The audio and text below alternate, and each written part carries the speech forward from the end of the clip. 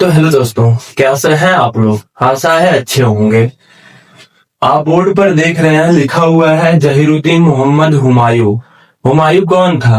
हुमायूं बाबर का सबसे बड़ा पुत्र था। ठीक है। हुमायूं, उसका पूरा नाम नसीरुद्दीन मोहम्मद हुमायूं है। ठीक है। इनका जो जन्म हुआ था वो 6 मार्च 1508 ईस्वी को हुआ था। 6 मार्च 1508 को हुआ था। कहाँ हुआ था? काबुल में हुआ था। ठीक है। 6 मार्च 1508 को काबुल में हुआ था। इनके पिता, आपको पता है, मैंने पिछली क्लास लिया हुआ था। जिसको नहीं पता हो, पिछली क्लास में हमारे जाके देख सकता है, प्लेलिस्ट बनी हुई है। इनके पिता का नाम जहीरुद्दीन मोहम्मद बाबर था। जहीरुद्दीन मोहम्मद बाबर मुगल काल का संस्थापक था और तैमूर राजवंश का सदस्य भी रहा करता था। ठीक है। जब 6 मार्च 1508 को ये काबुल में इनका जन्म हुआ। नसीरुद्दीन मोहम्मद की माता का क्या नाम था? इनकी माता का नाम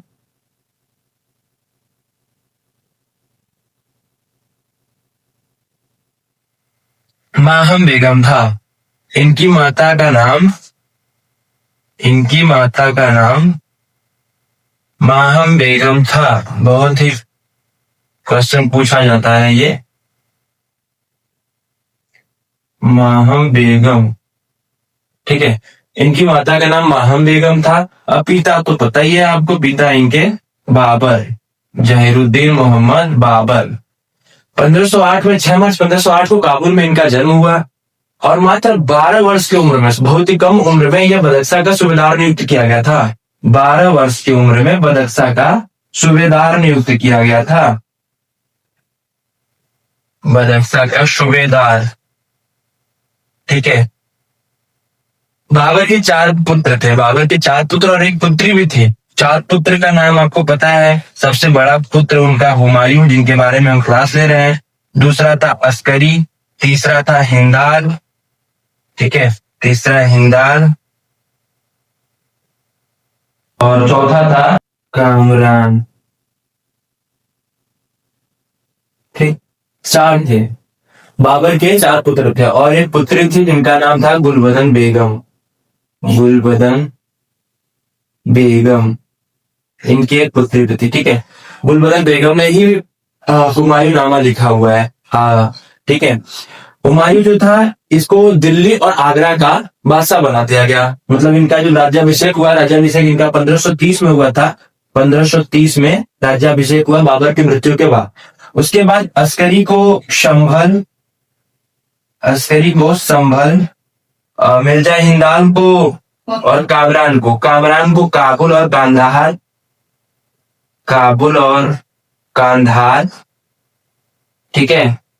और मिर्जा हिंदाल को दिया गया था उस समय इनका मेवाड़। ठीक है। मिर्जा हिंदाल को मेवाड़ और अलवर। और इनके एक चचेरे भाई हुआ करते थे, सुलेमान मिर्जा करके। सुलेमान मिर्जा जो थे वो, इनको क्या दिया गया, इनको भी, जो कि बाबर ने इन्हें नहीं कहा था कुछ देने के लिए, लेकिन फिर भी सुलेमान मिर्जा को हुमायूं ने अपने जो बदख्शा प्रदेश था, जिसका वो खुद 12 वर्ष की उम्र में रह चुके थे सूबेदार, उसको सुलेमान मिर्जा को दे दिया गया। ठीक है, बदख्शा प्रदेश को। लेकिन इनकी सबसे बड़ी गलती भी थी। देखा जाए तो हुमायूं ने अपने तीनों भाइयों को, अस्करी, हिंदाल, कमरान, सबको अपना अलग अलग हिस्सा दे दिया। अपने हिस्से में बंटवारा कर दिया, जैसा कि उनके पिता बाबर ने कहा हुआ था। जिनको नहीं कहा उनको भी दे दिया गया। हुमायूं का साथ न तो इन तीनों में से किसी ने नहीं दिया। इन तीनों को प्रदेश बंटवारा भी कर दिया गया। और लास्ट में 1545 में आप देखेंगे तो हुमायूं ने, जब इनको शेरशाह सूरी ने हर तरफ से खदेड़ दिया था कन्नौज के बिलग्राम के युद्ध के बाद, फिर 1545 में अस्करी, हिंदाल, कामरान, इन तीनों के क्षेत्र को फिर से हुमायूं जीता था। ये पहला ऐसा शासक था जो 2 बार शासन किया था। पहला 1530 से 40 तक, दूसरा 1555 से 56 तक। इसमें कई युद्ध लड़े। जो 1540 तक अंतिम युद्ध बेलग्राम कन्नौज का युद्ध था, और 1556 में सिकंदर सूरी का युद्ध जो था, सिकंदर सूरी का, उसके युद्ध के बाद उसकी मृत्यु हो गई। इसकी मृत्यु के बारे में हम बताएंगे। अब ये था आपकी छोटी सी कहानी। अब इनके आगे के युद्धों के बारे में मैं आपको एक चार्ट फ्लो में तैयार करके बता रहा हूं, ठीक है। तो देखिए, पहला युद्ध जो इनका हुआ था, पहले इन्होंने आक्रमण की शुरुआत कब से की? वैसे तो 12 साल की उम्र से ही इन्होंने बदख्शा के जब से सूबेदार नियुक्त हुआ तब से ही ये युद्ध लड़ते आ रहे हैं, लेकिन इनका जो प्रमुख युद्ध था जैसे कि कलिंजर का आक्रमण, कलिंजर जो कि वर्तमान में मध्य प्रदेश के आसपास पड़ता है, कहीं मध्य प्रदेश में ही। ये 1531 में इनका पहला आक्रमण हुआ था, पहला अभियान इन्होंने किया हुआ था। 1530 में इनका राज्याभिषेक हुआ, 1530 में ही बाबर की मृत्यु हुई और 1531 में इन्होंने पहला अभियान शुरू किया था, कलिंजर का आक्रमण। उस समय वहां के जो शासक थे, राजा थे, शासक प्रतापरुद्र देव थे, ठीक है। इनका पहला ये सैन्य अभियान हुआ करता था। 1 महीने तक इन्होंने पहले उस जो कलिंजर का आक्रमण किया था, 1 महीने बाद यहाँ के जो राजा थे, शासक रुद्र प्रताप देव, ये खुद से संदेह कर लिया, क्योंकि इन्होंने जो घेरा किया हुआ था उस घेरे से 1 महीने तक उनको बहुत ही समस्याओं का सामना करना पड़ा, जैसे राशन ले जाना, मतलब किले की पूरी तरह से पाबंदी कर दी गई ताकि आप इतना बाहर के लोग अंदर जा सके, न अंदर के लोग बाहर जा सके, जिससे मजबूर होकर के शासक रुद्र प्रताप देव इनके साथ एक संधि कर देते हैं, ठीक है। 1 महीने बाद संधि कर देते हैं। अब जब संधि कर लिए तो अब ये एक दूसरे से इनका अटैचमेंट हो गया, ठीक है। उसके बाद सेकंड पॉइंट में जब अफगान सरदार, इनको पता चला कि अफगान सरदार जो महमूद लोधी था वो बिहार से जौनपुर की तरफ बढ़ रहा है, ठीक है।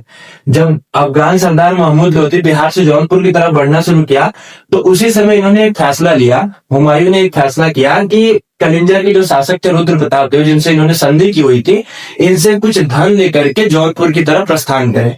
ऐसा ही हुआ, उन्होंने कुछ धन लिया रुद्र प्रताप देव से और जौनपुर की तरफ प्रस्थान किए।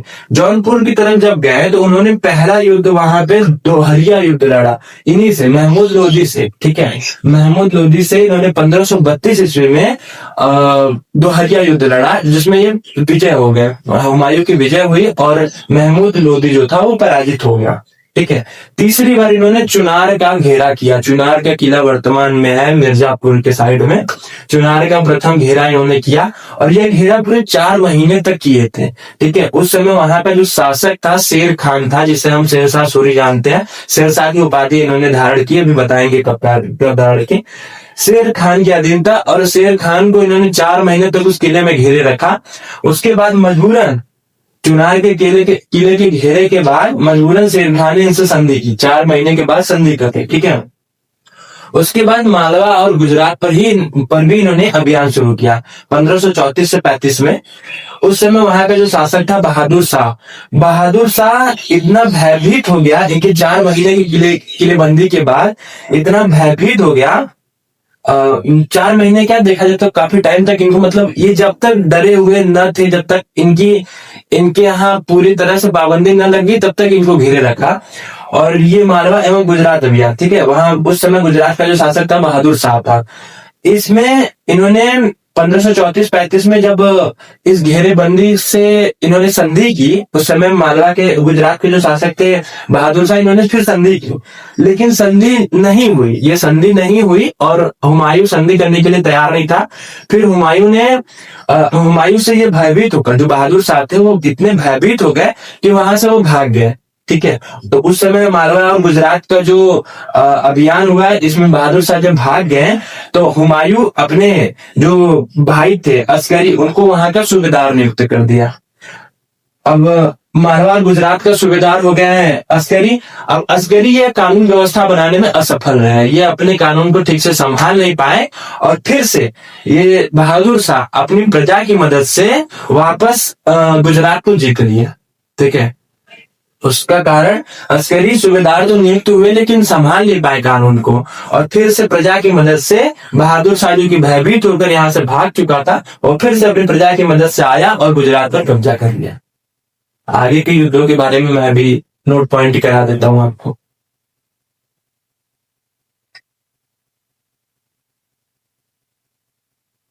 तो फिर से हम आ चुके हैं चुनार का द्वितीय युद्ध अभियान।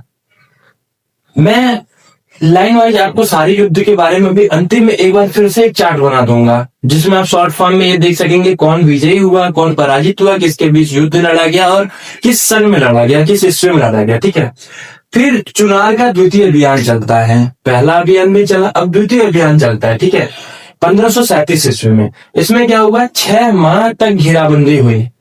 फिर से वही किलेबंदी करना शुरू किया गया, किले में लोगों को जाना मना कर दिया, किले से बाहर नहीं आ सकते थे। 6 माह तक घेराबंदी हुई और फिर हुमायूं ने चुनार के किले को जीत लिया। ठीक है, चुनार के किले को जब जीता तो उसके बाद ये आगे बढ़े। भाई विजय होती है तो उसके आगे भी लोग बढ़ते चले जाते हैं। उसके बाद इन्होंने बंगाल पर भी अधिकार कर लिया। चुनार का किला जीता, फिर बंगाल पर भी अधिकार कर लिया। अब होता है चौसा का युद्ध। चौसा का युद्ध 1539 ईस्वी में प्रसिद्ध युद्ध है। ठीक है, इसमें शेर खान, जो कि शेर शाह बाद में बना उपाधि धारण की, तब शेर खान और हुमायूं के बीच युद्ध लड़ा गया। उस समय जो चौसा का युद्ध हुआ, शेर खान वहां का रहने वाला था, बिहार का, इसलिए उसे पता था कि कर्मनाशा नदी, गंगा नदी उस समय उफान पे थी, क्योंकि जब मौसम आता है बरसात का, उस समय की भौगोलिक स्थिति हुमायूं को नहीं पता थी। बरसात का मौसम था, हुमायूं को पता नहीं था, उसने युद्ध को छेड़ दिया। लेकिन कर्मनाशा नदी और गंगा नदी इतने उफान पर थी कि हुमायूं के बहुत सारे अनेक सैनिक गंगा नदी और कर्मनाशा नदी में डूब गए। यहाँ तक कि हुमायूं भी गंगा नदी में अपने घोड़े के साथ डूब गया। लेकिन वहां पर एक निजाम नाम का एक भिस्ती था, वो डूबने से इनको बचाया और इनको मतलब फिर से अब सही कर दिया। इसका देन अगर हुमायूं तो अब तक मर चुका होता है, लेकिन यहाँ पर एक भिस्ती था निजाम नामक, उसी ने इसकी मदद की। फिर उसके बाद शेर खान वहां पर विजयी हो गया। भाई जब हुमायूं हार गया, शेर खान विजयी हो गया। इसी विजयी होने के बाद शेर खान ने शाह की उपाधि धारण की और ये शेर शाह की उपाधि हो गई इनकी। अब ये शेर शाह सूरी हो गए। ठीक है, उसके बाद कन्नौज का युद्ध होता है 1540 में। 1539 में होता है चौसा का, 1540 में होता है कन्नौज का। इसे बिलग्राम का भी युद्ध कहते हैं। जो बिलग्राम का युद्ध था, इसमें शेरशाह सूरी, यही शेरशाह सूरी जिसने उपाधि धारण की है शेर खान से, शेरशाह सूरी की। 1540 में शेरशाह सूरी और हुमायूं के बीच ये युद्ध होता है। उस समय हुमायूं बहुत ही कमजोर पड़ा हुआ था, इसलिए इसे पता था, शेरशाह सूरी को पता था कि हुमायूं पराजित हो जाएगा, और वो ऐसा ही हुआ। हुमायूं को पराजित कर दिया गया और फिर से मतलब जो हुमायूं था वो आगरा और दिल्ली पर जो बादशाह बना था, अब वो बादशाही खत्म हो गई और शेरशाह के क्षेत्र में आगरा और दिल्ली आ गया।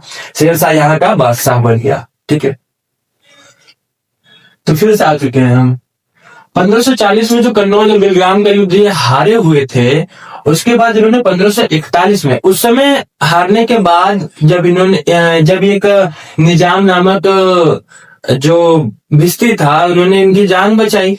उसके बाद ये सिंध और राजस्थान में घूमते रहे। ठीक है, 1541 में इन्होंने हमीदा बानो से, जो कि सिया मौलवी अली अकबर जामी की पुत्री थी, उनसे विवाह कर लेते थे। हमीदा बानो, जो कि अभी आगे मैं बताऊंगा ये कौन थी। सिया मौलवी अली अकबर जामी की पुत्री थी। फिर 15 अक्टूबर 1542 में इनका एक पुत्र होता है जिसका नाम है अकबर। ये वही अकबर है जो हमीदा बानो की पेट से हुआ। 1542 में अमरकोट के राणा वीर साल के महल में अकबर का जन्म हुआ 15 अक्टूबर सन 1542, जो कि बहुत ही प्रसिद्ध इतिहासकार इनको अकबर को एक महान शासक भी बताते हैं। ठीक है, 1545 में इन्होंने अपने भाइयों से कांधार और काबुल को जीत लिया, क्योंकि इन्होंने कोई सपोर्ट नहीं किया हुआ था। जब ये हार रहे थे तो इनके भाइयों ने, जो कि इनके भाइयों को पूरी तरह से हुमायूं ने बंटवारा करके दे दिया, यहाँ तक कि अपने चचेरे भाई को भी दे दिया था, लेकिन किसी ने इनका सहारा नहीं बने। और फिर उसके बाद 1555 में मच्छीवाड़ा का युद्ध होता है। ठीक है, 1555 में जो मच्छीवाड़ा का युद्ध हुआ, इसमें हुमायूं और अफगान शासक इब्राहिम सूर की भेजी हुई सेना थी, इसके मध्य हुआ था। इसमें हुमायूं विजयी हो गया। ठीक है, और हुमायूं विजयी हुआ। उसके बाद सरहिंद का युद्ध होता है। इसमें जो सिकंदर सूर था और सिकंदर सूर और हुमायूं के मध्य युद्ध होता है, और विजयी कौन होता है? हुमायूं।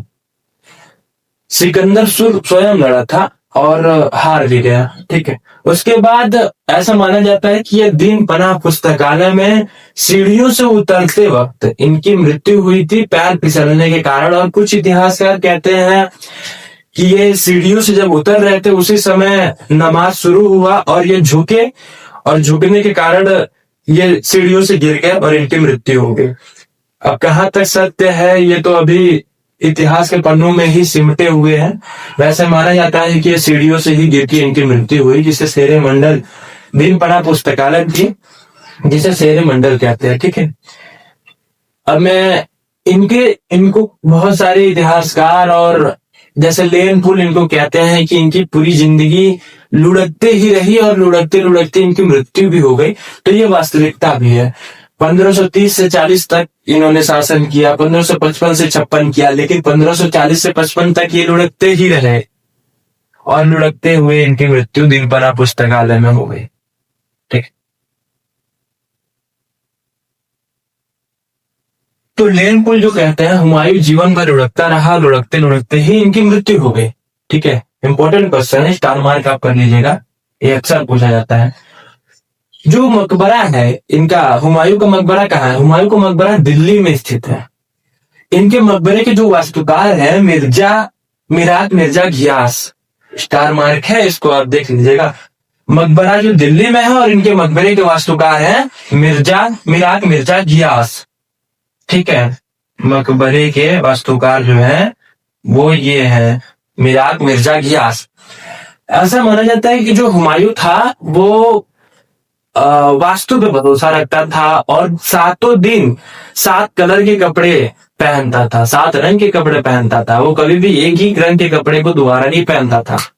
ठीक है, हुमायूं नामा इनकी बहन गुलबदन बेगम ने ही लिखा हुआ है। ठीक है, हुमायूं नामा इनकी बहन जो गुलबदन बेगम थी, हुमायूं नामा गुलबदन बेगम के द्वारा रचित है। ठीक है, तो ये रही आपकी हुमायूं की पूरी क्लास।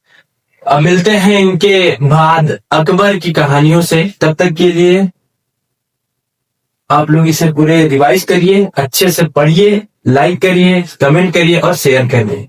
मिलते हैं फिर अगली क्लास में, तब तक के लिए बाय बाय।